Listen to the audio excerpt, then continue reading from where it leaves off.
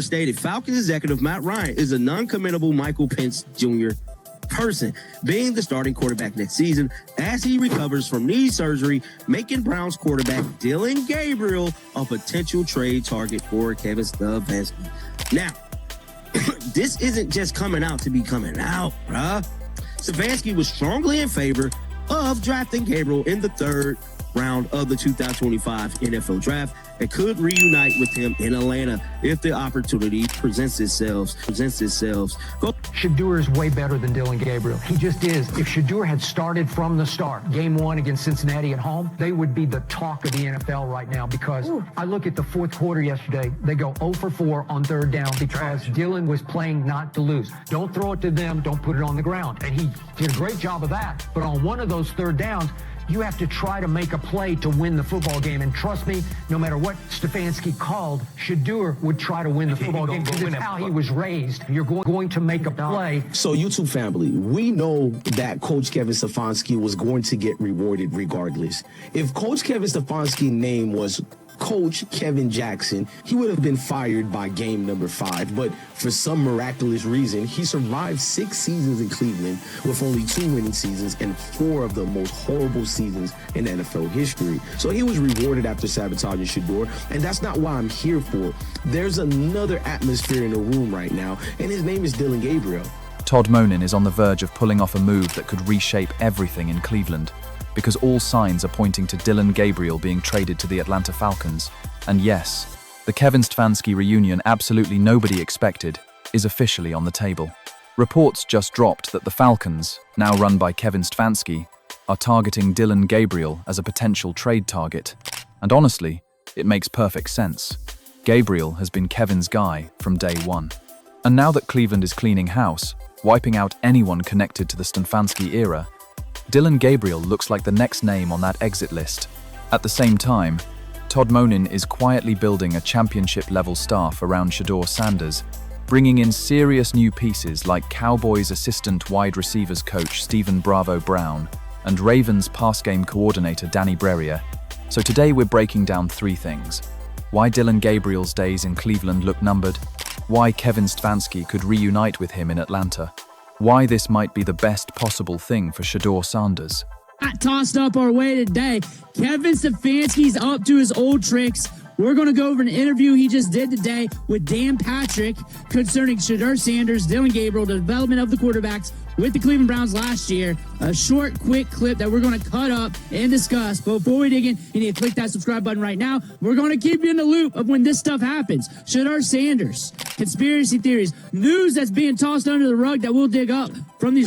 Comes in from Andrew B. Do you think Falcons will be interested in Dylan Gabriel? We will give him to them for a 5th round pick. We absolutely would. I certainly would. Now, the reason this is coming up as a rumor is because of the Kevin Stefanski connection, right? We know that Stefanski liked Gabriel, wanted Gabriel, started Gabriel, was wrong about Gabriel, has an ego though. All right, so let's get straight into it. First, Todd Monin just made another major hire. Cleveland is bringing in Cowboys assistant wide receivers coach Stephen Bravo Brown as their new assistant wide receivers coach. This comes after the departure of Chad O'Shea, and it tells you exactly what Monin is doing. He's cutting ties with the old regime and building his own staff from the ground up. And let's be real, the last Browns staff was flat out unsuccessful. They struggled to score 20 points in game after game. So Monin isn't wasting time. He's aggressively upgrading and reshaping the entire operation. And that's not even the biggest move. Because the Browns also hired Danny Brerier as their pass-game coordinator. Brerier spent 3 seasons with the Ravens, starting as an offensive quality coach, and he's viewed as an up-and-coming offensive mind. This is huge, because Cleveland has been living in that run the ball 40 times a game world for years. Now they're literally hiring someone specifically to coordinate the passing game. And that is for Shador Sanders. Period. Now let's talk about Dylan Gabriel. Because it's no secret, Gabriel was Kevin Stefanski's guy. Stefanski wanted him, pushed for him, and helped make the pick happen in the 2025 NFL Draft. And I've been saying this the whole time. I do not believe Dylan Gabriel will remain in Cleveland for the 2026 season. Not because he's the worst quarterback ever, not because he's useless, but because he's tied to Kevin Stefanski, and everyone tied to Kevin is getting the hell out of Dodge. And now the report basically confirms it.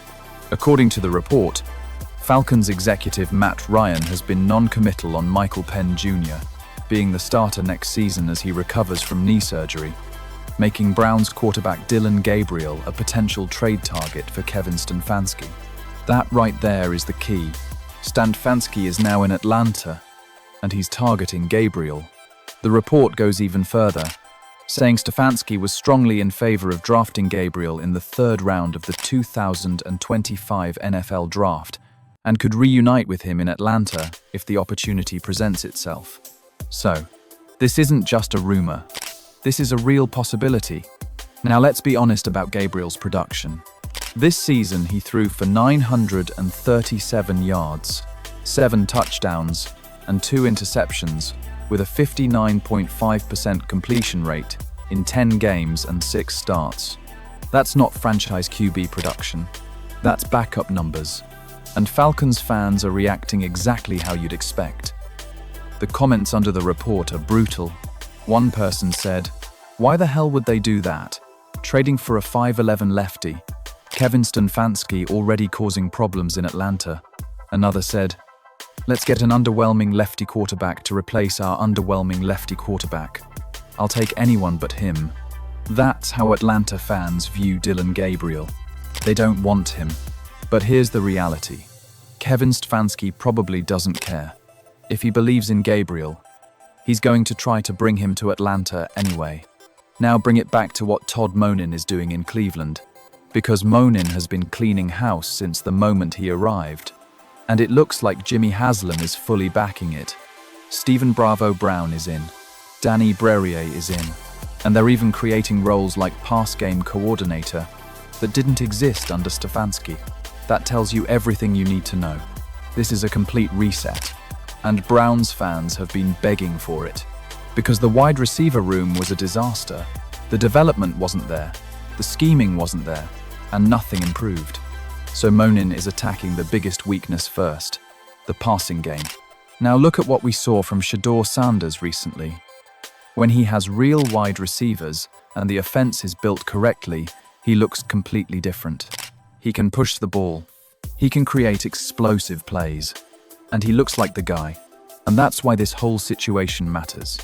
Because if Cleveland trades Dylan Gabriel, it's not just about getting rid of a quarterback. It's about removing the last major connection to the Stefanski era and fully committing to the future. And that future is Shador Sanders. Now let's address the quarterback room. Cleveland has Deshaun Watson, Bailey Zappi, Shador Sanders, and Dylan Gabriel. And realistically, that's too many quarterbacks. Someone is going. And again, Gabriel was Kevin's guy. So when you put the puzzle pieces together, the Falcons targeting him makes perfect sense. If Atlanta needs a short-term quarterback option while they wait on Michael Penix Jr. and Stefanski wants his guy, Cleveland might be happy to move him and clean up the room. So what does this mean for Shador Sanders? It means Todd Monin is showing he's all in. He's not trying to keep Dylan Gabriel happy. He's not trying to manage a messy QB competition. He's building the coaching staff specifically to support Shador. So I want to ask you something, and I really want you to think before you comment. Do you think Todd Monin should trade Dylan Gabriel to the Falcons and fully commit to Shador Sanders as QB1? Because based on everything we've seen, it's clear Dylan Gabriel was Kevin Stefanski's guy, and Todd Monin is getting rid of everyone connected to Kevin. So there you have it. Todd Monin is cleaning house in Cleveland, building a new staff around Shador Sanders, hiring Stephen Bravo Brown and Danny Brerier to fix the passing game. And meanwhile, reports say the Falcons are targeting Dylan Gabriel for a Kevin Stefanski reunion. If you think Monin should trade Gabriel to Atlanta, drop a W in the comments. If you think Gabriel should stay, let me know why. And don't forget to subscribe, because we're covering every single move the Browns make this offseason. Hit that subscribe button and bell. Let's dominate.